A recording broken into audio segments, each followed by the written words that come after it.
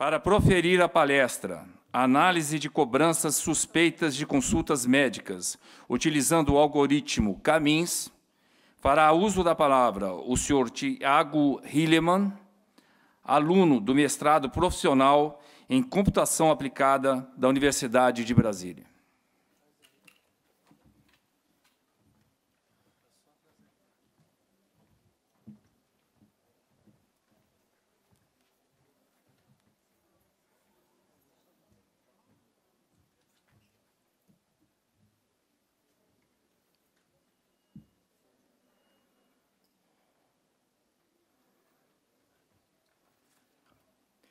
Bom, boa tarde a todos. Gostaria de agradecer primeiramente a introdução, aos organizadores do evento pelo convite, a todos vocês pela presença. Meu nome é Tiago Hilleman. O trabalho que eu gostaria de apresentar para vocês hoje à tarde é análise de cobranças suspeitas de consultas médicas utilizando o algoritmo Camins. Foi um trabalho desenvolvido no mestrado profissional em computação aplicada da Universidade de Brasília, sob orientação do Dr. Romeu Carvalho e da doutora Ana Carla Reis.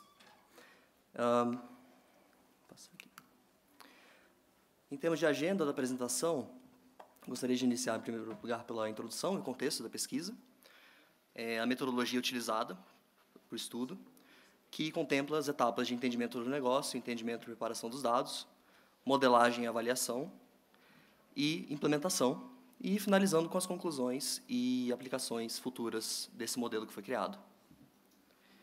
Iniciando pelo contexto da pesquisa, essa pesquisa está relacionada ao mercado de saúde. No Brasil, esse é um mercado que nós conhecemos que se relaciona a cerca de 10% do nosso PIB, em alguns países até mais, 20%, inclusive nos Estados Unidos. E boa parte dessas despesas estão relacionadas a inconsistências, desperdícios e abusos. Acho que saiu ali. Sim. Melhor nesse?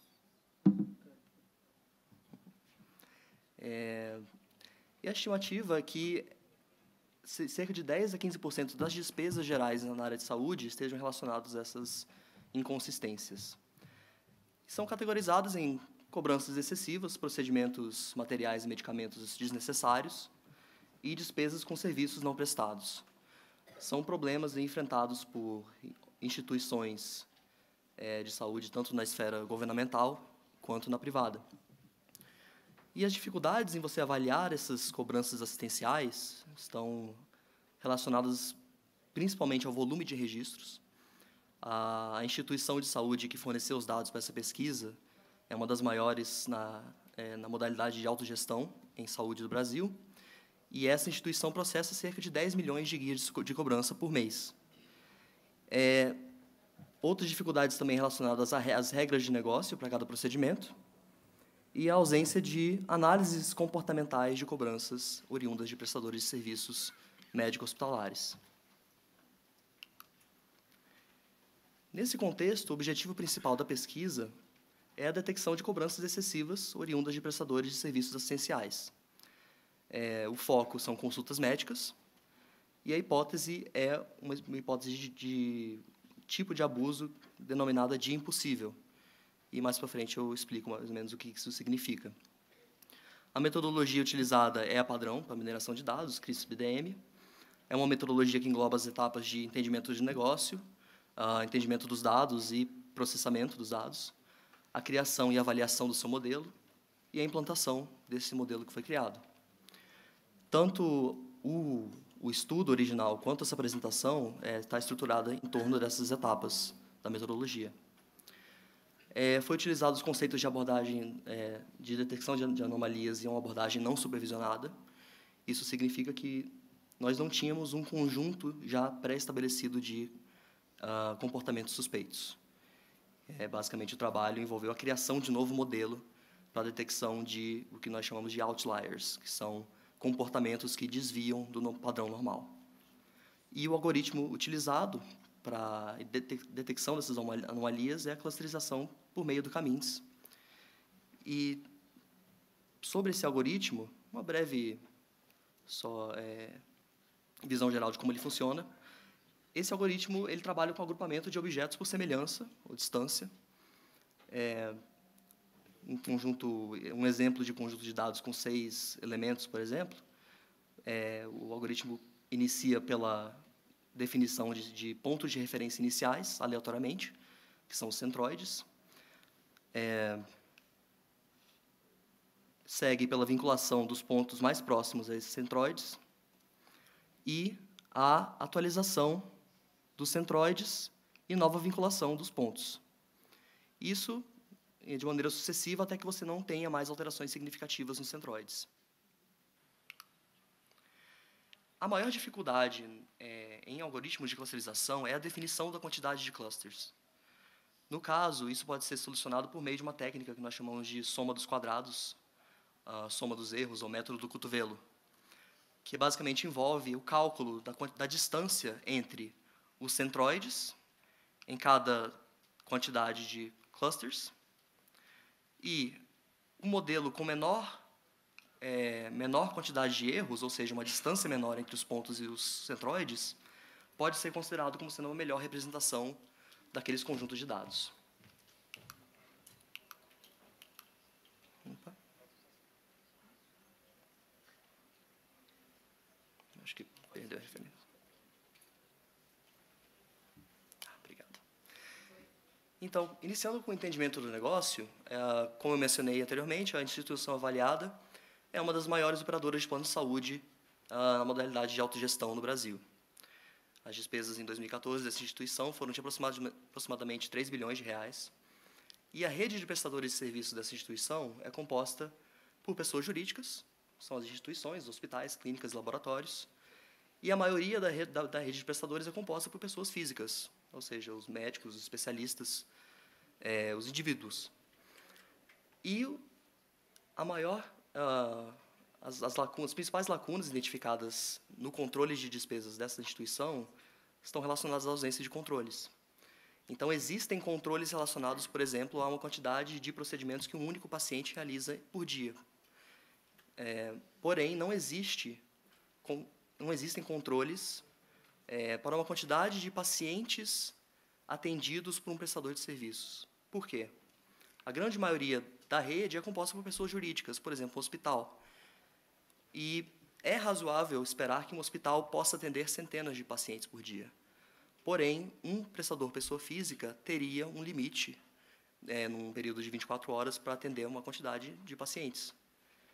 Não existe esse controle hoje na nossa instituição, não existia. E não existe um estudo, um modelo já pré-estabelecido de análise comportamental de prestadores em relação aos seus pares dentro de uma mesma região. Então, nesse contexto, um possível abuso que poderia existir é a questão dos serviços não prestados, ou seja, um dia impossível, uma quantidade dentro de um período de 24 horas muito superior ao que seria possível um prestador do tipo pessoa física realizar. Em termos de entendimento e preparação dos dados, a extração inicial para o nosso estudo originou do sistema de cobranças dessa instituição, período de 2013, janeiro a dezembro. Os filtros foram pessoas físicas, claro, consultas, e cobranças relacionadas ao nosso sistema de autorizador externo, que é um sistema que basicamente registra o horário e o minuto e o segundo de cada solicitação de serviço dos prestadores. O conjunto de dados inicial foi composto de cerca de 1 milhão de registros, 13 mil prestadores, um valor total envolvido de 65 milhões de reais. E as variáveis iniciais que nós escolhemos foram os identificadores do prestador e do paciente, o número da guia, a data de atendimento e a quantidade de valor pago para cada data. Com essas variáveis, por meio e também com o auxílio do RStudio para manipulação, nós chegamos à quantidade e valor pago por dia por prestador de serviços. E nessa variável inicial de quantidade de consultas por dia, nós fizemos uma análise por intervalo básica e verificamos que 99% dos registros estavam relacionados a cobranças de 0 a 10 consultas por dia. E menos de 1% dos registros estavam relacionados a quantidades superiores a esse limite. com um máximo de 93 consultas por dia. Nesse sentido, o nosso desafio foi definir qual seria uma quantidade razoável de consultas por dia. E, para isso, nós recorremos à nossa equipe, nossos especialistas na área de saúde, que nos deram uma estimativa bem, não tão objetiva, mas como ponto de partida foi útil, de 32 consultas por dia, considerando um tempo médio de atendimento de 15 minutos por consulta. Nós verificamos que, nesse primeiro conjunto de dados, que 18 prestadores, em algum momento, ultrapassaram esse limite. O valor envolvido no período para esses prestadores era de R$600 mil. E aqui só um exemplo, utilizando o log do nosso autorizador externo, de um padrão de cobranças. Um dos prestadores com maior quantidade de atendimentos, o intervalo de atendimento dele não foi de 15 minutos, foi de cerca de 20 a 30 segundos. Então, várias vezes ele solicitava atendimentos para beneficiários distintos e o nosso sistema não detectava essa anomalia. Porém, esse modelo inicial tinha alguns problemas, apresentou alguns problemas. Primeiro, em relação aos falsos positivos. Aqui é um exemplo, um prestador apresentou em algum momento uma alta quantidade de atendimentos. Contudo, o que pode ter acontecido é o prestador ter simplesmente agrupado todas as cobranças de um período e submetido essas cobranças em um único dia, no final de uma semana ou no final do mês, por exemplo. Isso é uma prática incorreta, porém justificável, sendo que os serviços foram realmente prestados. Um problema mais sério, do nosso ponto de vista, é em relação aos falsos negativos. Um prestador pode ter um padrão excessivo de cobranças, porém, ao definir um limite arbitrário ou subjetivo, possivelmente você não estaria detectando essas cobranças excessivas. Então, você teria que diminuir esse limite. E esse seria um grande problema, porque não existiria uma maneira automática do modelo apontar as cobranças excessivas. Nesse sentido, foi necessário criar duas outras variáveis, além da que já tinha sido criada, que é a quantidade em um único dia. A variável de volume, quantidade de pacientes atendidos no mês, e em quantos dias, dentro daquele período de 30 ou 31 dias, houveram atendimentos. Então, variáveis de alerta, volume e frequência. Sendo assim, com as variáveis iniciais, foram calculados para cada prestador e dia, data de atendimento, a quantidade de atendimentos naquele dia, a quantidade de pacientes atendidos naquele período, naquele mês, e a quantidade de dias de atendimento naquele mês também. Então, as 3 variáveis.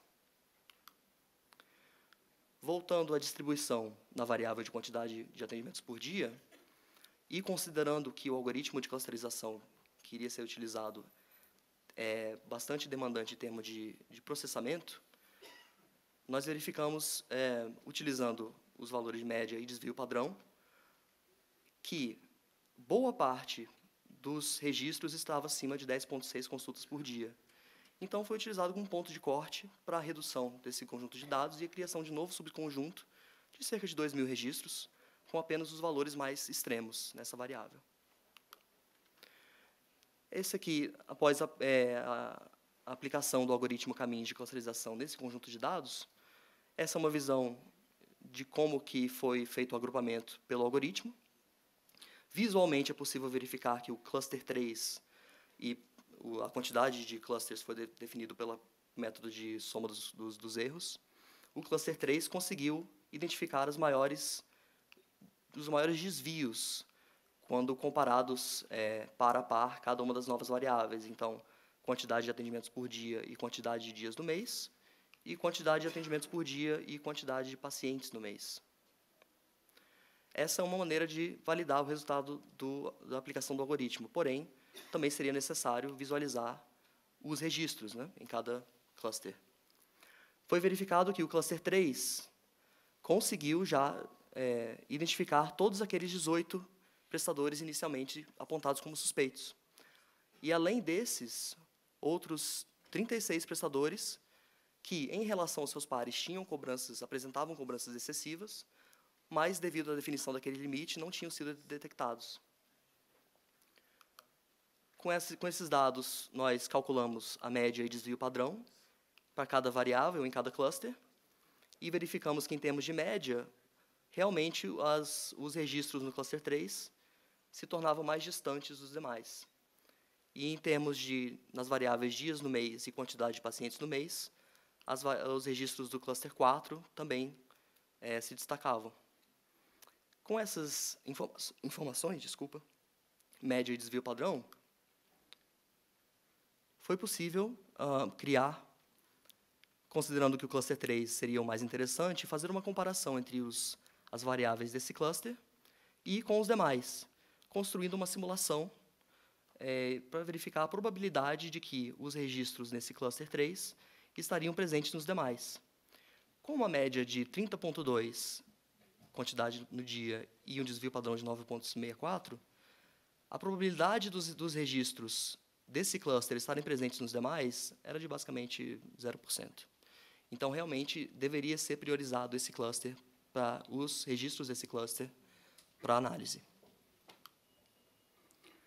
Nesse sentido, agora na etapa de implantação e verificação dos resultados, já haviam sido identificados os 18 prestadores iniciais e mais outros 54 prestadores. Então, o modelo, nesse modelo, o foco seria na investigação dos registros no cluster com os maiores fatores de risco. Os resultados finais, após uma investigação envolvendo análise das guias físicas de cobrança e entrevista junto aos prestadores e aos beneficiários, foram identificados que desse conjunto de 18 prestadores, 11 deles foram suspeitos confirmados, ou seja, não apresentaram uma justificativa plausível para a quantidade apresentada de consultas. O valor envolvido nesses prestadores, no período avaliado, foi de cerca de R$300 mil. Em termos de vantagens desse modelo e trabalhos futuros, no caso, não existiu mais a necessidade de definição de um limite de atendimentos. O próprio modelo já aponta os prestadores suspeitos, as entidades suspeitas. O modelo também pode ser ajustado para a diminuição da incidência de falsos positivos. É importante para outros tipos de procedimento. Como a investigação não é muito onerosa, no caso de consultas, não foi um problema os falsos positivos, mas para outros tipos de procedimento talvez poderiam ser. O comportamento desses prestadores identificados agora como falsos positivos poderia servir agora como padrão para investigações futuras e criação também de controle de sistema. Esse modelo também poderia ser expandido para outros tipos de procedimento. São consultas aqui, mas poderiam ser expandidos para tratamentos seriados, fisioterapias, acupunturas, fonoaudiologia e também outros tipos de prestador, como pessoas jurídicas. No caso, não seria avaliada a capacidade de um indivíduo, mas de um corpo clínico daquele prestador. Seria isso. Eu agradeço novamente a atenção de vocês, a presença, aos organizadores do evento, meus contatos, e caso tenha alguma dúvida, fico à disposição. Muito obrigado.